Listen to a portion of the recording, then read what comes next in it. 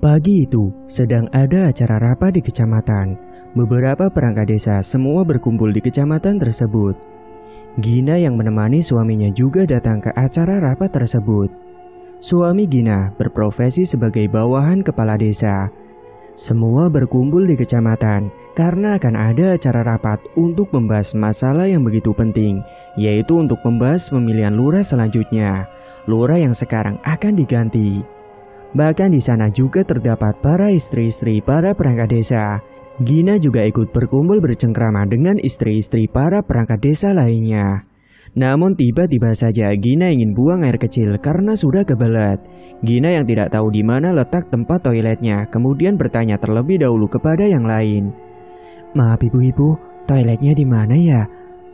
"Oh, toilet di sana bu, lurus saja nanti belok kiri. Nah itu ada toilet di situ." "Oh, terima kasih ya bu, kalau begitu saya pamit dulu." Gina pun langsung bergegas beranjak pergi menuju ke toilet seorang diri. Saat Gina sedang berjalan terbirit-birit, dia berpapasan dengan salah seorang yang duduk di pinggir jalan. Gina yang tidak kenal hanya memberikan senyum ramah saja kepada laki-laki itu dan tidak menghiraukannya lagi karena Gina buru-buru ingin segera sampai ke toilet. Akhirnya Gina pun sampai juga di sebuah toilet yang terlihat sedikit kumuh dan kotor, mungkin karena tidak ada yang mengurus toilet tersebut. Setelah selesai buang air kecil, Gina kembali ke tempat tadi di mana ibu-ibu sedang berkumpul. Namun saat Gina keluar, ia melihat ke sekeliling ternyata ibu-ibu sudah tidak ada di sana. Gina pun duduk di sebuah bangku yang ada di depan halaman tersebut, sembari memandang jalanan yang banyak orang lalu lalang. Gina bingung harus ngapain. Akhirnya ia pun menatap layar ponsel untuk menghilangkan kejenuhannya. Sayup-sayup, Gina mendengar ada suara langkah kaki yang datang menghampirinya. Gina kira itu suaminya yang sudah datang. "Hai." Mendengar apa yang diucap oleh sosok yang datang, segera Gina mendongakkan kepalanya dan ternyata ketika Gina melihat ke arah dia, itu bukanlah suaminya, melainkan laki-laki yang tadi duduk di pinggir jalan menuju ke toilet. "Sendirian aja mbak?" "Iya mas," jawab Gina cuek. "Saya boleh duduk di sini mbak?" tanya laki-laki itu. "Silakan." Laki-laki tersebut pun duduk di samping Gina. Mereka kemudian saling berkenalan satu sama lain. "Nama mbak siapa?" "Saya Basir." "Gina," jawab Gina cuek. "Mbaknya nungguin siapa?" "Suami saya." "Kamu sendiri ngapain di sini?" tanya Gina ketus. Saya sopirnya Pak Lurah di desa sebelah mbak," jawab Basir. "Oh, kamu orang sana juga?" "Bukan mbak, saya dari kota lain." Gina yang risih kemudian pergi meninggalkan Basir sendirian. "Maaf ya, saya pergi dulu," ucap Gina. Basir hanya terdiam ketika melihat Gina pergi meninggalkannya. Ternyata tidak disangka Basir sudah terpikat hatinya dengan Gina. Pada waktu tadi Basir melihat Gina berjalan ke toilet karena Gina memiliki wajah yang cantik, anggun dengan lekuk tubuh yang membuat mata lelaki manapun akan suka dengannya. Entah kenapa Basir bisa langsung terpikat pada saat melihat senyuman Gina yang begitu manis dan indah sekali. Ketika didekati dengan Basir, Gina langsung pergi, membuat Basir kecewa dan sedikit tidak diakui kehadirannya. Basir ini adalah seorang supir dari lurah yang ada di desa lain yang jaraknya cukup jauh dari rumah Gina. Setelah rapat selesai, suami Gina, Yudis, menghampiri Gina. "Sudah selesai mas?" tanya Gina. "Sudah, ayo pulang." Akhirnya mereka semua pun pulang karena rapat yang dilaksanakan telah usai. Gina dan Yudis sudah menikah sejak lama. Usia pernikahan mereka menginjak 6 tahun pernikahan. Akan tetapi, mereka berdua belum diberikan kepercayaan untuk memiliki anak. Tapi memang selama ini Gina sudah hidup serba berkecukupan dengan Yudis. Mereka tinggal di sebuah rumah yang besar yang dibangun sendiri. Sesampainya di rumah, mereka beristirahat di ruang tengah sembari menonton televisi. "Mas, gimana tadi rapatnya?" "Lancar kok, alhamdulillah. Besok aku ada kerja di luar kota untuk mengurus berkas-berkas terlebih dahulu." "Berapa hari mas?" "Ya sekitar 3 hari lah." "Lama sekali mas, aku sendirian dong di rumah." "Ya mau gimana lagi dek, namanya ada tugas, masa aku harus nolak?" Ya udah deh mas, gimana kalau aku tinggal di rumah ibu saja dulu mas? Nah itu benar, kalau kamu tidak mau sendirian di rumah, kamu boleh ke rumah ibu saja. Kamu jangan genit ya mas, awas kamu kalau genit sama wanita lain. Ya enggak lah, aku kan udah punya istri. Setelah beberapa menit mereka istirahat, mereka pun mandi karena sudah mau petang.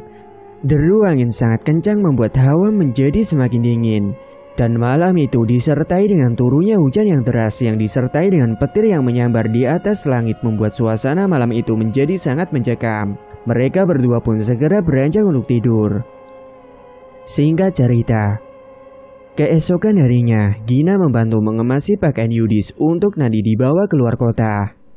Pagi sekali Gina bangun mempersiapkan semua keperluan suaminya. Setelah selesai mengemasi barang yang akan dimasukkan ke dalam koper, Gina langsung masak nasi goreng.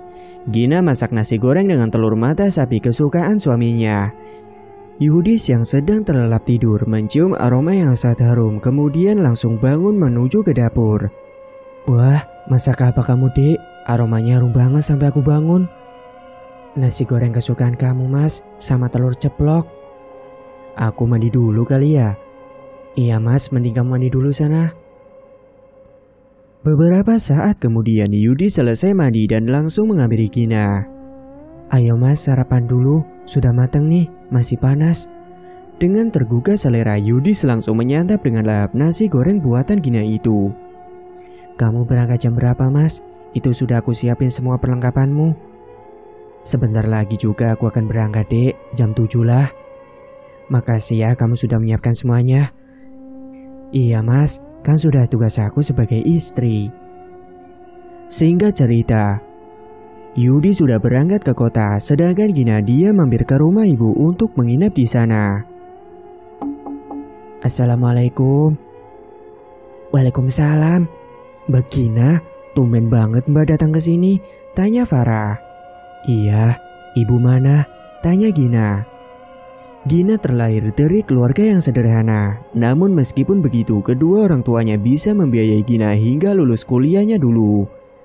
Gina memiliki dua adik perempuan, namanya Farah dan Riri.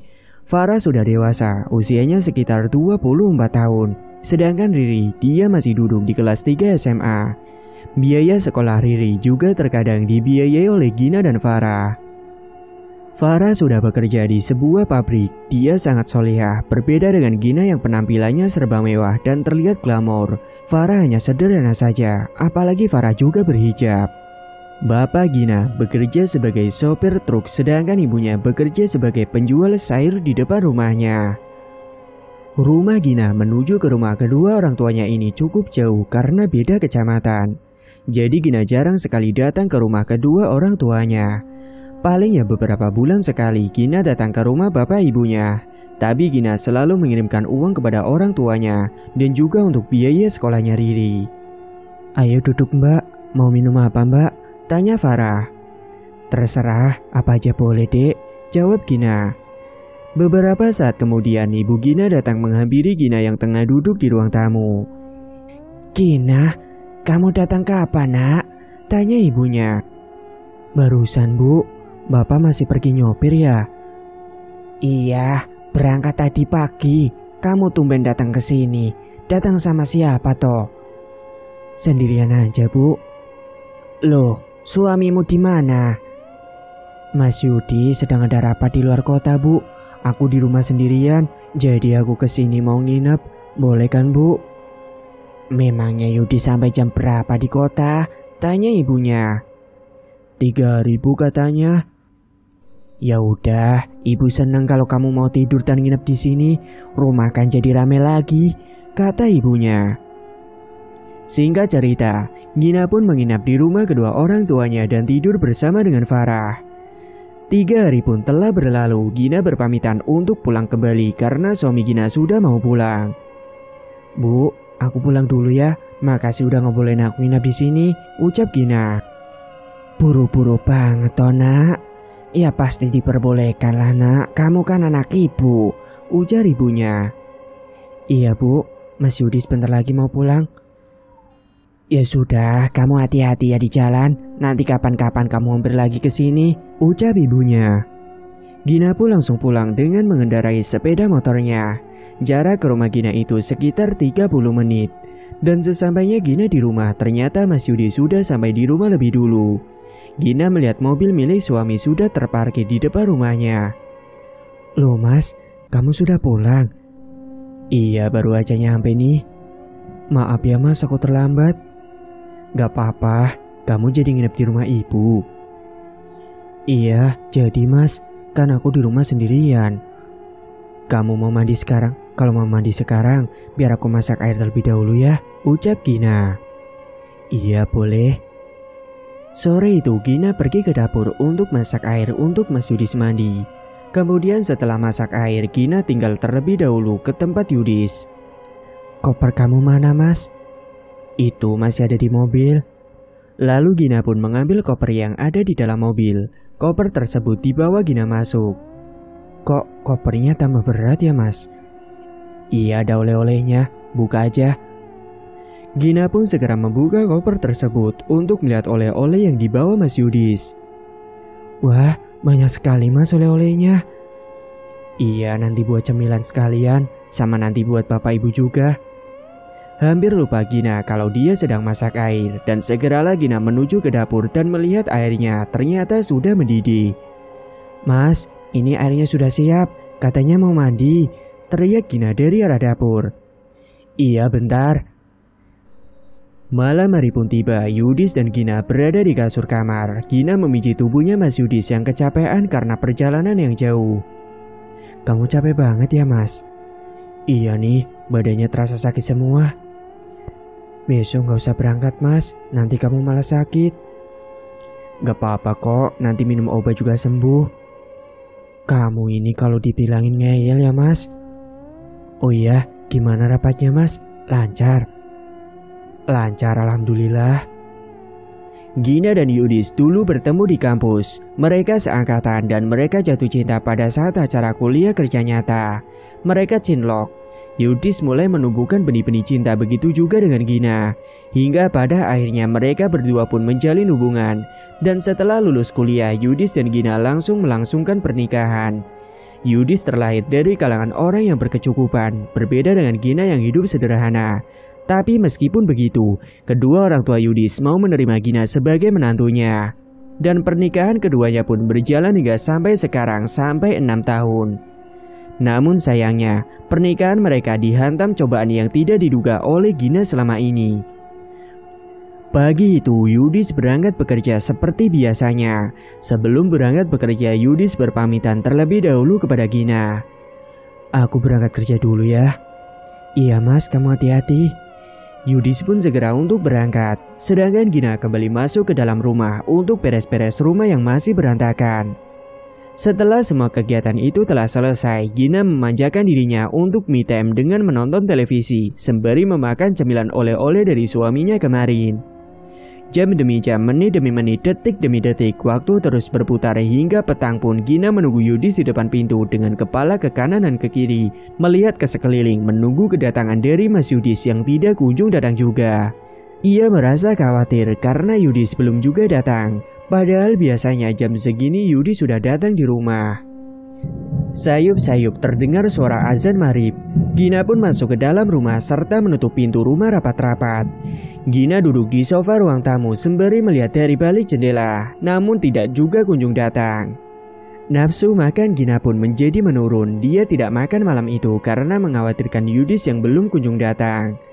Sudah berkali-kali Gina menghubungi Yudis, akan tetapi tidak juga diangkat dan tidak dibalas sama sekali oleh Mas Yudis. Malam itu Gina tidur sendiri, namun tidak tenang dan tidak bisa tidur karena memikirkan keberadaan suaminya. Jam dinding terus berputar, akan tetapi Yudis belum juga datang ke rumah. Hingga akhirnya Gina tidak bisa tertidur. Pagi hari sekali Gina pun langsung bangun dari tempat tidur dengan mata panda. Gina segera bersiap-siap untuk mandi dan Gina berniat untuk pergi ke rumah salah satu rekan kerjanya dari Mas Yudis untuk menanyakan di mana keberadaan suaminya itu. Dia pun pergi mengendarai sepeda motornya. "Assalamualaikum." "Waalaikumsalam," jawab seseorang dari balik pintu. "Pagi Pak, saya mau bicara boleh?" Tanya Gina. Boleh, silakan Mbak masuk dulu. Kemudian Gina pun masuk ke dalam rumah rekan kerja itu dan duduk di ruang tamu. Jadi gini Pak, saya mau tanya, sebenarnya pekerjaan suami saya itu sebagai apa ya? Kok sampai jam segini belum pulang juga? Apa harus lembur sampai pagi? Sudah saya hubungin berkali-kali tapi tidak diangkat dan dibalas juga. Mau saya datangi ke kantor, sayanya tidak enak Pak. Jelas Gina. Yudis kerjanya ringan Mbak, tidak harus lembur-lembur segala. Bahkan sebenarnya dikerjakan di rumah saja juga bisa kok. Oh gitu ya Pak. Kalau gitu terima kasih Pak, saya pamit dulu. Ucap Gina sembari beranjak pergi. Karena dirasa sudah mendapat informasi, Gina pun bergegas untuk pergi dengan perasaan yang campur aduk dan berharap suaminya tidak berkhianat dengan Gina. Gina terhenti pada sebuah taman yang ada di samping jalan raya. Dia duduk termenung dengan wajah yang lesu dan tidak bersemangat sama sekali. Gina duduk menghadap ke arah jalan raya. Basir yang saat itu sedang mengendarai mobil melewati jalan depan taman itu melihat dengan jelas ada seorang wanita yang duduk termenung sendirian.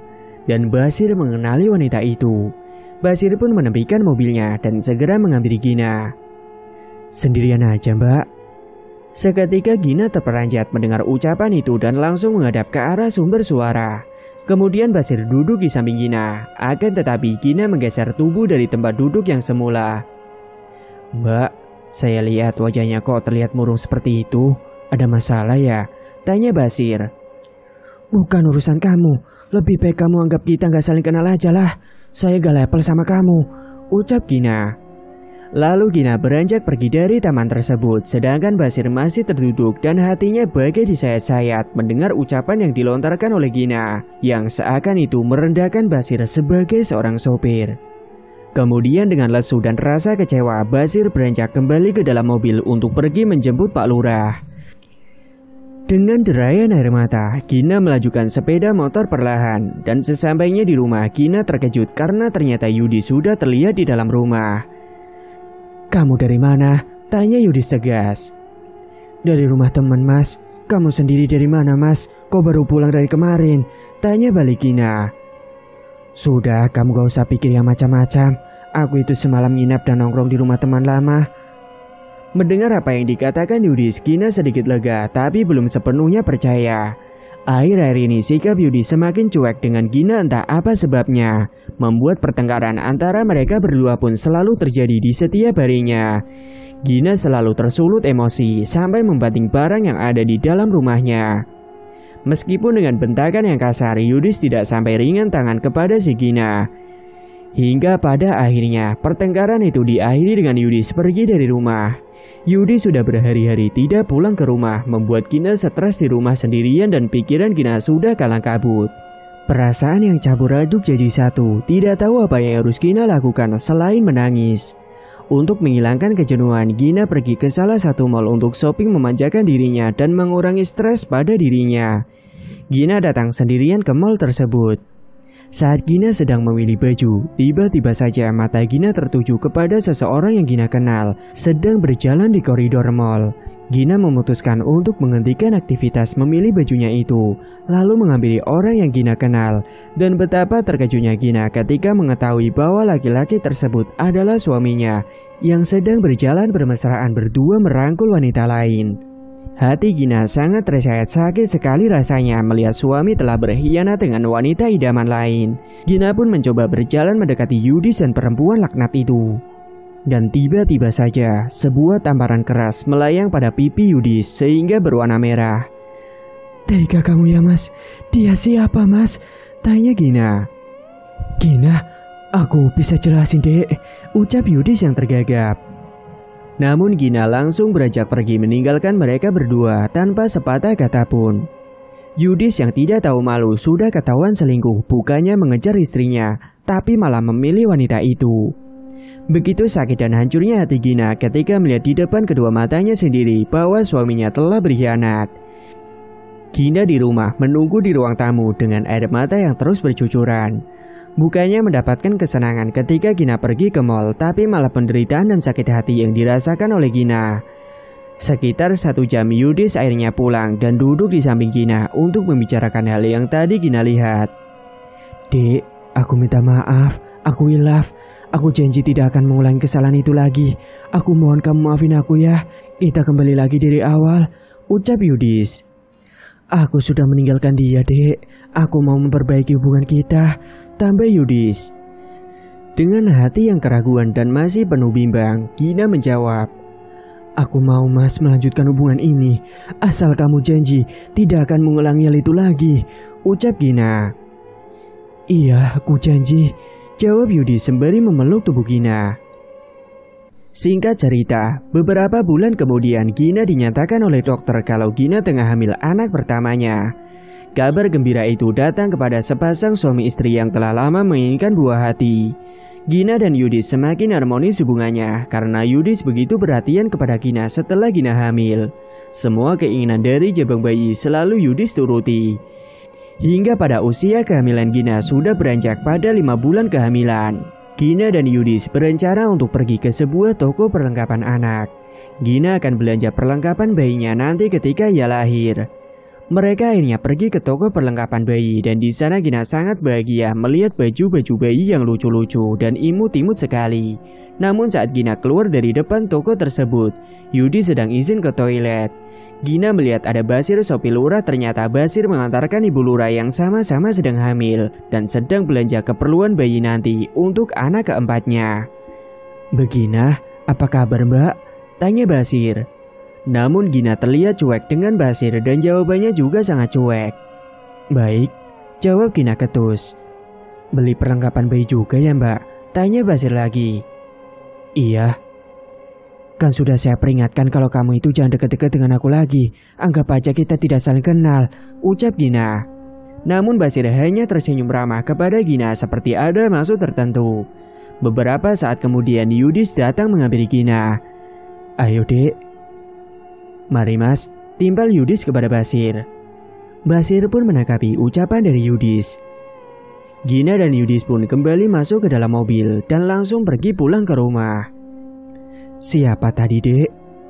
Itu sopirnya lurah desa sebelah lo mas, ucap Gina. Oh, ngapain dia kok sama kamu? Gak tahu mas, cuma nanya-nanya doang sih. Seiring berjalannya waktu, Basir yang sudah sakit hati dengan Gina, dia pun memutuskan untuk pulang kampung ke kotanya. Basir menemui kakak dari kakeknya yang usianya sekitar 70 tahun ke atas. Namanya Ki Jampang. Ki Jampang ini merupakan ahli supranatural. Basir menemui Ki Jampang karena ada keperluan yang sangat penting sekali. Letak rumah Ki Jampang di rumah Basir cukup jauh, sekitar 1 jam perjalanan. Dan sesampainya di depan rumah yang terlihat asri, banyak tanaman dan perbukitan yang indah sejuk, Basir langsung menyambangi rumah Ki Jampang yang terbuat dari bambu namun sangat rapi sekali. Permisi. Iya bentar, saut Ki Jampang dari balik pintu. Basir, silakan masuk nak. Jalannya Ki Jampang ini sudah membungkuk dan menggunakan sebuah tongkat. Basir kemudian duduk di kursi yang terbuat dari kayu. Ada keperluan apa kamu datang ke sini nak? Jadi gini Ki, saya cinta dengan seseorang, tapi dia sangat cuek sama saya. Saya ingin memikat hatinya agar bertekuk lutut dengan saya dan tergila-gila sama saya, Ki. Gampang itu, tapi kamu harus melakukan beberapa ritual terlebih dahulu sebelum melakukan ajian pelet ini. Pelet ini dinamakan pelet setan koper. Ritual apa, Ki? Kamu harus melakukan beberapa tirakat terlebih dahulu dengan berpuasa muti selama 7 hari 7 malam dan dimulai pada hari Senin Kliwon, serta dilanjut dengan puasa pati geni selama sehari semalam. Terang Ki Jampang. Maksudnya gimana Ki? Puasa muti itu kamu tidak boleh makan dan minum dengan makanan yang berwarna atau berasa. Kamu harus makan dan minum dengan nasi putih dan air putih saja. Sedangkan puasa pati geni, kamu harus melakukan ritual yang dijalankan selama 24 jam penuh di sebuah ruangan gelap tanpa ada penerangan sama sekali. Selama melakukan puasa pati geni, segala kebutuhan duniawi dilarang, termasuk makan, minum, tidur, dan tidak diperkenakan untuk berbicara. Baik Ki, saya mengerti. Setelah selesai semua ritual itu, nanti kamu harus mandi dengan kembang 7 rupa. Nanti kamu nginep saja di sini supaya kamu bisa dapat arahan dari saya. Akhirnya Basir pun menyetujui untuk tinggal di rumah Ki Jambang menjalani ritual. Hari pertama sebelum melakukan puasa, Basir diperintah Ki Jambang untuk mandi keramas untuk mensucikan diri terlebih dahulu. Kemudian Basir melakukan puasa dengan puasa muti, hanya makan dan minum nasi putih dan air putih saja. Singkat cerita, ritual semua puasanya itu sudah dilakukan oleh Basir. Lalu Ki Jambang pun mengajak Basir ke belakang rumah, tepatnya di sumur rumah Ki Jambang. Ki Jambang sudah menyiapkan kembang 7 rupa. Air kembang 7 rupa itu kemudian diguyurkan pada tubuh Basir dengan membacakan mantranya. Setelah selesai mandi dengan kembang 7 rupa, Ki Jambang pergi ke ruangan untuk melakukan ritual berikutnya. Di ruangan tersebut terdapat sesajen ayam putih, kemenyan, kembang setaman, dan juga lain-lain. Lalu Basir pun duduk di hadapannya Ki Jambang untuk melihat Ki Jambang melakukan ritual. Kemenyan pun mulai dibakar oleh Ki Jambang, lalu Ki Jambang merapalkan mantranya dengan mulut yang terus berkomat kamit. Ki Jambang membaca mantra untuk mengundang kodam. Yang moyo sir tumeka, ono mai podo tarip-tarip kijing kang tumacep, setan koper sira tumeka sun anduwe gawe. Hembusan angin datang menghampiri ke dalam ruangan tersebut. Basir pun merinding dibuatnya. Setelah merasa kodam itu sudah datang, Ki Jambang merapalkan kembali mantra untuk mengirim kodam tersebut kepada target nama yang ditujukan. Sun mata aji kusin setan koper, kang katempukun karbone sing sira Gina binti Warjo, walak-wali ing jantung atine. Krek-krek sikile yen ketemu turu tangekno, yen ketemu tangi jagakno, yen ketemu jago ngadekno, turut katut lutut sakarepku. Setelah ritual itu selesai, Basir diberikan mantra untuk nanti ketika Basir bertemu dengan Gina untuk dibacakan mantra itu. Basir pun berpamitan kepada Ki Jambang karena dirasa semua ritual tersebut sudah dilaksanakan. Singkat cerita, kehamilan Gina semakin membesar, perut sudah terlihat mau meledak. Hari itu Farah dan ibunya Gina datang ke rumah Gina untuk melihat keadaan Gina. "Assalamualaikum," ucap Farah dan ibunya. "Waalaikumsalam, Ibu, Farah, silakan masuk." Tanpa lama-lama Farah dan ibunya pun masuk dan duduk di ruang tamu. "Gimana kehamilan kamu, Nak? Sehat kan?" tanya ibunya. "Sehat, Bu, alhamdulillah. Tumben banget Ibu sama Farah datang ke sini. Ada apa?" "Iya, mau nengokin kamu lah, Nak. Mau tahu keadaan kamu dan juga mau main," ucap ibunya. "Oh iya, Mbak. Aku mau kasih tahu sama Mbak kalau aku sebulan lagi mau lamaran, Mbak," ucap Farah. "Wah, sama siapa, Farah?" "Sama anaknya seorang pengurus pondok pesantren, Mbak," jawab Farah. "Syukurlah kalau begitu, kamu tidak akan sendiri lagi. Nanti aku kenalin ya Mbak kesini kapan-kapan," ucap Farah. "Iya, Far, siap." "Oh iya, Ibu sama Farah mau minum apa?" "Apa aja, Nak, boleh." Gina pun pergi menuju ke dapur untuk mengambilkan minuman untuk Farah dan ibunya. Beberapa saat kemudian Gina pun datang dengan membawakan minuman dan beberapa camilan. "Silakan diminum." "Terima kasih ya, Nak. Suami kamu di mana?" "Masih kerja, Bu." "Oh iya, Ibu lupa. Maklum sudah tua." Mereka pun saling bercengkrama satu sama lain. Adik Gina yang terakhir tidak ikut karena masih sekolah. Singkat cerita, suatu ketika ada acara rapat di kantor Yudis. Tak lupa Gina pun diajak meskipun sudah hamil besar. Dan Gina juga tidak keberatan untuk ikut mendampingi suaminya. Di tempat tersebut lagi-lagi Gina bertemu dengan Basir. Namun Gina tidak mau menatap ke arah Basir karena malas. Dan entah kenapa saat Gina sedang duduk di depan kantor sendirian, tiba-tiba saja Basir menghampirinya.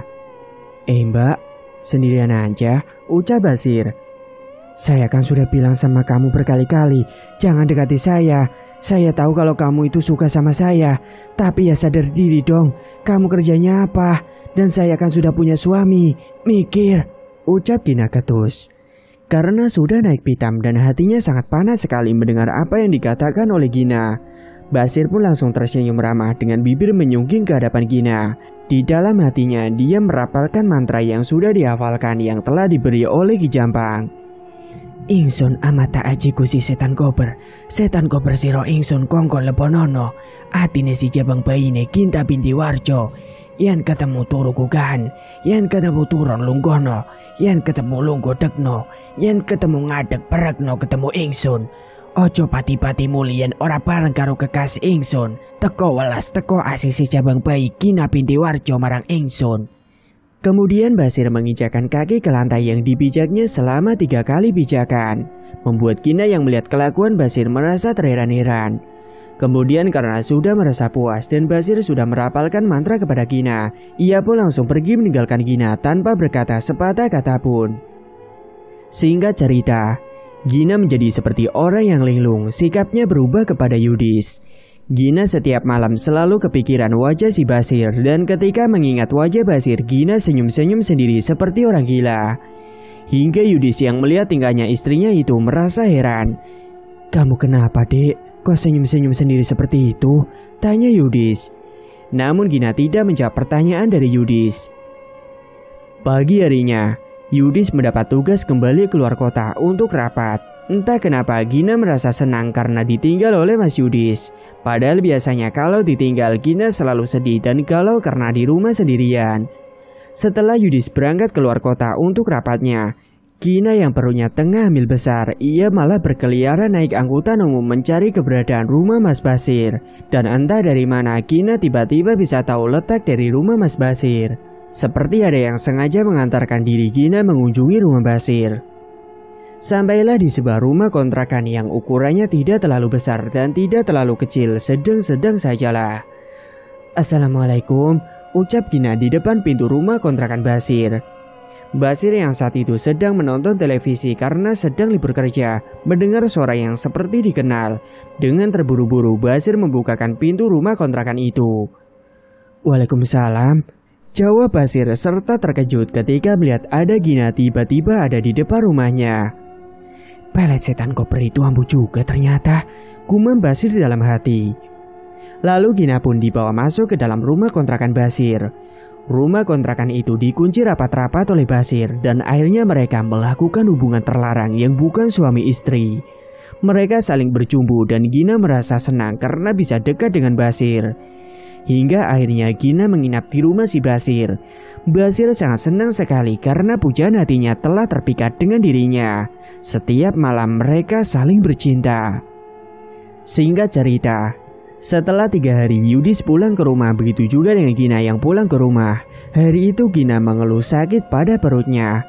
Kemungkinan Gina sedang mengalami kontraksi dan akan melahirkan. Dengan sigap Yudis membawa Gina ke rumah sakit. Dengan rasa cemas dan panik, Yudis terus berdoa demi kelancaran kehamilan istrinya. Dan beberapa jam kemudian, akhirnya anak Yudis dan Gina telah lahir ke dunia. Buah hati mereka berjenis kelamin perempuan dan cantik sekali. Namun Gina bukannya senang melihat anaknya lahir. Gina terlihat sangat murung sekali, seperti tidak menginginkan kehadiran bayinya itu.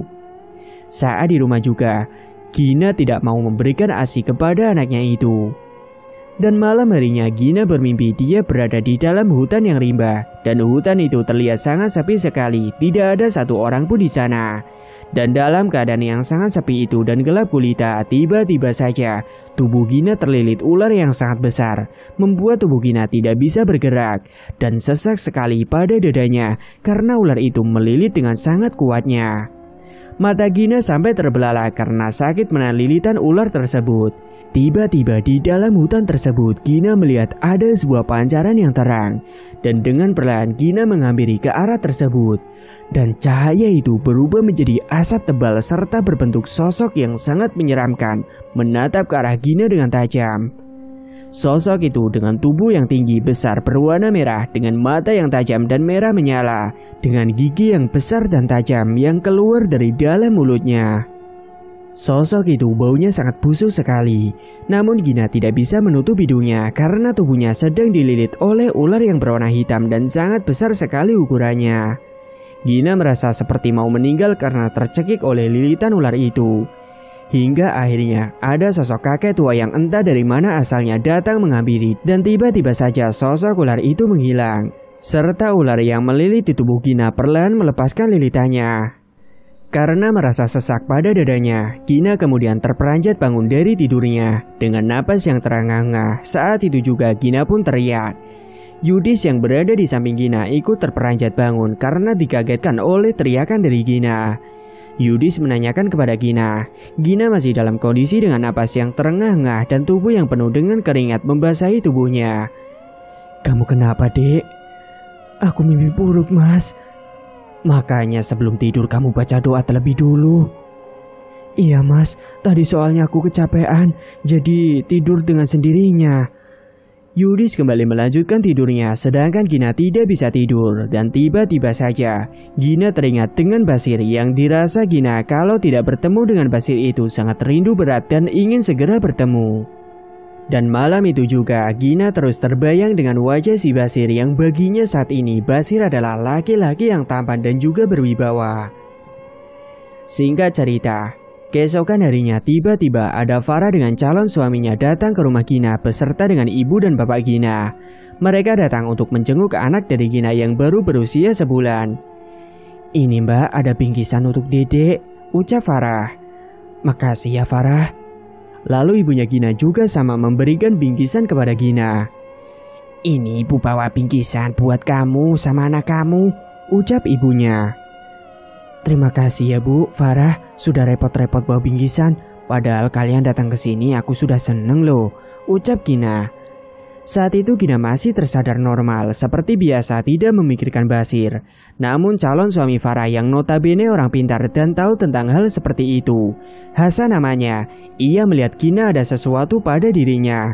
Akan tetapi Hasan tidak menceritakan secara langsung kepada suami Gina dan semua yang ada di sana. "Oh ya, kalian mau minum apa?" tanya Gina. "Terserah aja yang ada," ucap ibunya. Lalu Gina pun masuk ke dalam dapur untuk membuatkan minuman dan hidangan camilan. Dan beberapa saat kemudian Gina pun datang membawakan minuman di atas penampan. "Silakan diminum." Semua memperhatikan anak Gina dan Yudis yang sangat cantik dan lucu. Singkat cerita, hari demi hari telah berganti. Sikap Gina semakin aneh, tidak pernah mau mengurus anaknya yang masih bayi itu. Selalu Yudis yang mengurus dan memberi susu dengan susu formula, karena Gina sama sekali tidak mau memberikan ASI kepada buah hatinya itu. Gina sering melamun sendiri dan kadang ketawa-ketawa sendiri seperti orang gila.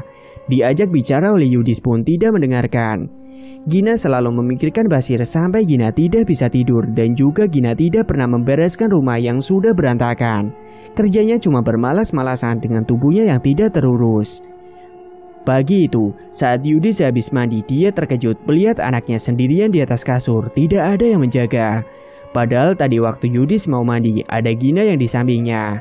Sontak Yudis mencari kesana kemari keberadaan Gina. "Gina, Gin, kamu di mana?" teriak Yudis sembari menggendong anaknya. Dia sudah berkeliling seluruh rumah. Namun Yudis tidak menemukan juga batang hidung Gina. Gina ternyata sudah pergi ke rumah kontrakan Basir untuk mencari Basir. Gina berjalan kaki benar-benar seperti orang gila. Sampai semua orang yang lewat menatap ke arah Gina. Dan sesampainya di rumah Basir, Gina mengetuk-ngetuk pintu rumah kontrakan yang tertutup. "Basir, Basir, di mana kamu?" Bahkan dia terus menggebrak-gebrak pintunya, namun ternyata di dalam rumah kontrakan tersebut tidak ada siapa-siapa. Gina menunggu di depan rumah kontrakan Basir sembari senyum-senyum sendiri dan membayangkan wajah Basir yang tampan sekali. Ya aslinya tidak tampan seperti yang dibayangkan, karena itu hanyalah efek dari pelet yang dilancarkan oleh Basir. Bahkan Gina sudah menunggu berhari-hari di depan rumah kontrakan Basir. Yudis yang kesana kemari mencari keberadaan Gina ke beberapa tetangga, tetap tidak ada yang tahu. Akhirnya Yudis memutuskan untuk pergi ke rumah kedua orang tua Gina. Dan kebetulan di dalam rumah kedua orang tua Gina, banyak orang yang ternyata sedang mempersiapkan persiapan untuk acara lamaran Farah dan Hasan. Di sana juga terdapat Hasan yang tengah terduduk. "Assalamualaikum." "Waalaikumsalam," jawab serentak yang ada di dalam. "Yudis, ada apa nak? kenapa kamu bawa anakmu yang masih bayi ke sini? Gina di mana? Cecar ibunya. Kemudian Yudis duduk dan menceritakan semuanya yang terjadi. Gina akhir-akhir ini berubah, Bu. Dia tidak peduli dengan anaknya sama sekali. Bahkan susu yang berikan kepada anakku pakai susu formula, Bu. Sudah 3 hari ini Gina tidak pulang ke rumah. Jelas Yudis. Astagfirullah, ucap semuanya. Lalu Hasan menceritakan kepada Yudis kalau dia sebenarnya tahu dengan apa yang dialami oleh Gina. Sebenarnya waktu itu saat melihat Mbak Gina memang ada sesuatu, Mas. Mbak Gina sepertinya telah terkena guna-guna dari seseorang, ucap Hasan. Akhirnya semua sepakat untuk mencarikan keberadaan Gina di sepanjang jalan yang ditelusuri. Sedangkan anak Yudis dititipkan kepada ibunya Gina. Saat Yudis mencari, ada salah satu bapak-bapak di samping jalan. Kebetulan bapak-bapak itu adalah tetangga Yudis. Maaf Pak, Bapak lihat Gina nggak? Tanya Yudis. Gina? Saya lihat Mas. Kemarin saya lihat dia ada di pos ronda desa sebelah waktu saya habis pulang kerja. Seperti orang gila, rambutnya acak-acakan, bahkan pakaiannya juga lusuh. Jelas Bapak itu. Kalau begitu, terima kasih ya Pak. Yudis pun segera pergi ke pos ronda yang sudah diberitahu oleh tetangganya itu. Dan ternyata benar ada seorang wanita dengan rambut acak-acakan dengan pakaian lusuh tertidur di pos ronda. Yudis dan Hasan menghampiri Gina. Lalu Gina melihat Yudis seperti linglung dan tidak mengenalinya. Yudis memaksa Gina untuk ikut pulang. Ternyata Basir telah pulang kampung. Maka dari itu Gina menjadi gila karena tidak dapat bertemu dengan Basir, laki-laki yang selalu terbayang dalam benak dan pikirannya. Sesampainya di rumah, Hasan pamit terlebih dahulu untuk memanggilkan pengurus pondok yang nantinya akan membantu Gina dengan melakukan ruqyah syariah. Singkat cerita, beberapa saat kemudian Hasan dan pengurus pondok tersebut yang bernama Pak Mansur datang untuk melakukan proses ruqyah. Gina masih sama keadaannya, tetap ketawa-ketawa sendiri, kadang menangis. Yudis yang melihat keadaan Gina turut prihatin. Kemudian Gina langsung dibacakan amalan-amalan oleh Pak Mansur dan juga Hasan untuk mengeluarkan kodam yang ada di dalam tubuh Gina. Dengan memegangi kepala Gina, Pak Mansur terus membacakan amalan-amalan itu. Gina memberontak dengan terus memanggil-manggil nama pelaku yang mengirimkan pelet tersebut. Dengan mata yang melotot dan tubuh Gina yang bergetar-getar, Gina pun berteriak. Dia berteriak berulang kali memanggil nama si Basir. Saat itu juga tubuh Gina telah dipengaruhi oleh kodam yang ada di dalam tubuhnya. Dengan semakin kencang dan keras, Pak Mansur membacakan amalan tersebut tepat di telinga Gina. Gina terus memberontak, tubuhnya semakin kejang-kejang. Bismillahirrahmanirrahim. Allahu Akbar. Allahu Akbar. Seketika tubuh Gina jatuh terkapar ke lantai dan pingsan. Lalu Pak Mansur kembali membacakan ayat-ayat suci Al-Quran dengan diiringi oleh Hasan. Setelah selesai, Pak Mansur meminta segelas air putih. Tolong saya minta segelas air putih. Tolong siapkan, ucap Pak Mansur. Kemudian dengan sigap Yudis mengambilkan segelas air putih ke dapur untuk diberikan kepada Pak Mansur. Ini Pak. Kemudian segelas air putih tersebut lalu Pak Mansur bacakan dengan ayat-ayat suci Al-Quran. Tidak hanya itu, Pak Mansur juga memerintahkan untuk salah satu menyiapkan air dari perasan beras lalu diletakkan ke dalam baskom. Farah yang juga ada di sana, dia segera mencuci beras, lalu air dari beras itu Farah letakkan ke dalam baskom. Setelah selesai, Farah langsung berikan kepada Pak Mansur. Air perasan beras itu langsung didoakan oleh Pak Mansur. Dan beberapa saat kemudian, Gina akhirnya sadar juga. Kemudian air perasan beras itu dibasuhkan ke atas rambut si Gina. Dengan Pak Mansur terus membacakan doa-doa. Setelah selesai, air perasan beras itu dibasuhkan pada rambut Gina. Lalu segelas air putih yang sudah didoakan tadi diberikan kepada Gina untuk diminum. Ini silakan diminum. Gina meneguk segelas air putih itu perlahan sampai habis. Alhamdulillah. Insya Allah pelet yang dikirimkan seseorang tersebut sudah hilang, ucap Pak Mansur.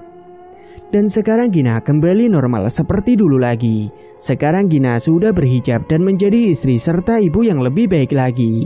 Hingga tiba di mana hari lamaran Farah dan Hasan. Gina, Yudi serta anak-anaknya datang ke acara lamaran Farah dan Hasan.